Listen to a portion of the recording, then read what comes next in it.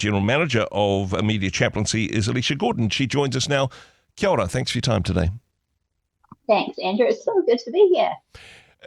Not such good news for people in the media at the moment. And hey, I know mixed results. Individuals will have a different perspective on this. But why did you make the decision to say, you know what, we need to do a survey. We need to get a big picture of what's happening in terms of the media at the moment? Yeah, basically we need to make news about the people who make news. Yeah. And tell their story a little bit louder. Well, so the Aotearoa Media Wellbeing Survey is a survey for the media personnel in our country's media. And basically we wanted to understand what's the challenges, the motivations, the support systems in place, what's going on there. Why are we hearing so much about burnout and all these things going on? And it comes from a place here at Media Chaplaincy where we get to meet with these people and we hear the stories of what's going on. In the last financial year, we had 900 interactions with people in the media. Wow. So we see on a large scale what's going on, but we wanted to create some quantitative data that explains what we're seeing and able to kind of get it on paper and share it and have a see of what can we do from here, what's actually happening and how can we respond to that. So the survey actually went to 190 people and we had 27 organisations come back to us with their answers. I'm interested. I mean, that is a good response rate, but this is a group of people that are used to telling other people's stories and perhaps getting a little byline at the bottom of the page, but they're not used to telling their own stories as much. Were you surprised at the level of response? People happy to participate in the survey by the sounds of things? It was really confronting, and some of the reaction I've heard is people being like, oh, it was nice to know that what I'm feeling is seen.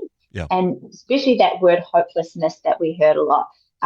People feeling like not many people knew exactly what was going on and maybe that they were isolated in that. And so it was quite good for them to kind of have people out there that were listening and talking about it.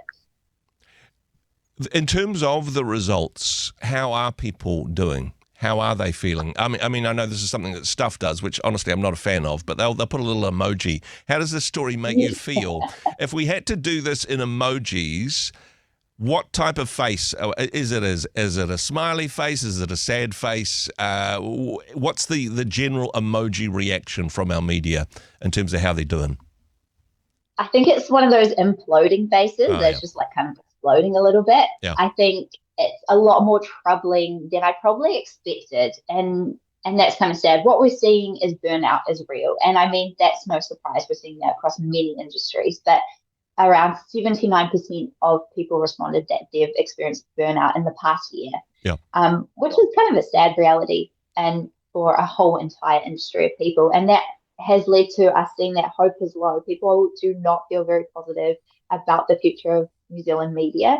And many are worried about their job security and if they're going to have a job.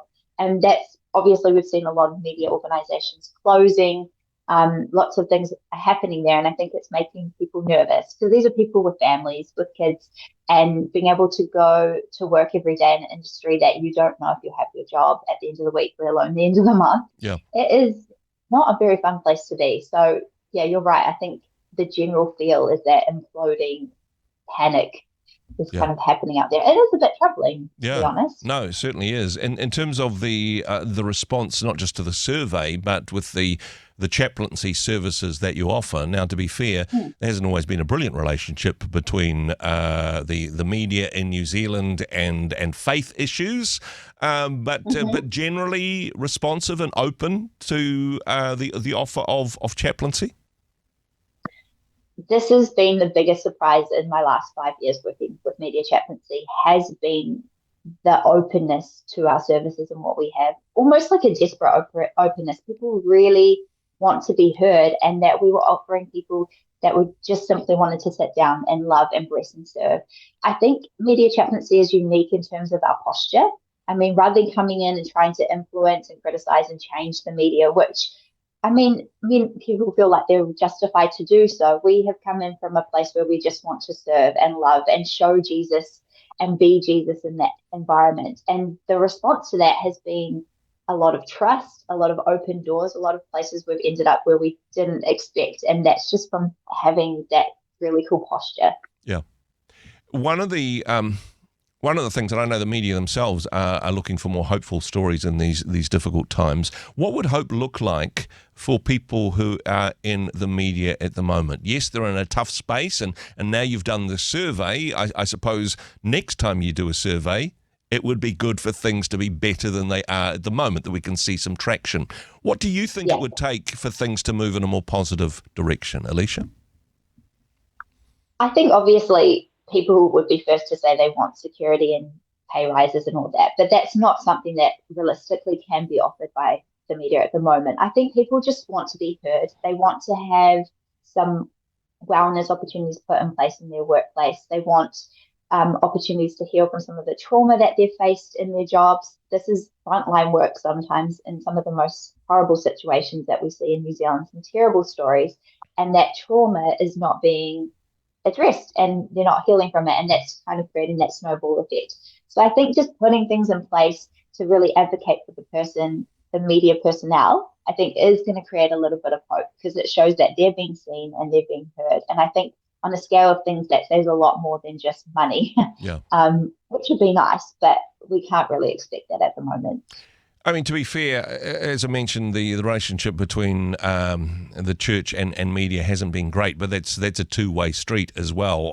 Sometimes there's a lot of criticism from the church of what's being published, or perhaps the church feels they're misrepresented within the media. How can we do better as a Christian community to love, to support, to pray for those in media? I love that. I think I summed it up personally best. Love, support, and pray for those in our media. I worked in the media for many years as a journalist, and some of the biggest criticisms that I received were from Christians. And even though here I am a Christian myself, I think it was not quite understanding that there really are humans that create our news every day. They're Kiwis who have families, who have lives, who own houses. And I think just stopping for a second before we want to jump in and criticize is probably our best thing, to kind of take a step back. What would Jesus do? I'm angry about this piece, but who is the person behind it? And taking our time to actually just pray for them and blessing them and praying that our media in New Zealand will reach its highest purpose, that it will be a place of truth, that it will be something we're proud of as New Zealanders. And I think that's something we shouldn't hold back on praying for. Keeping them in our places, something I just ask everybody to be doing. Yeah, certainly, and much to pray for in this space, and maybe that should be a prompt when we read something in the newspaper or in online news feeds that annoys us. Pray for the person who wrote that piece, rather than just ranting or dumping on them in the comments, etc. Hey, really appreciate what you do at the Media Chaplaincy organisation. Thank you so much for that on behalf of somebody in the media. Thank you for what you do. Thanks for taking the time to chat with us today. Thanks for having me. Hey, thanks very much for joining us in the Rhema studio. Thanks very much for watching the interview.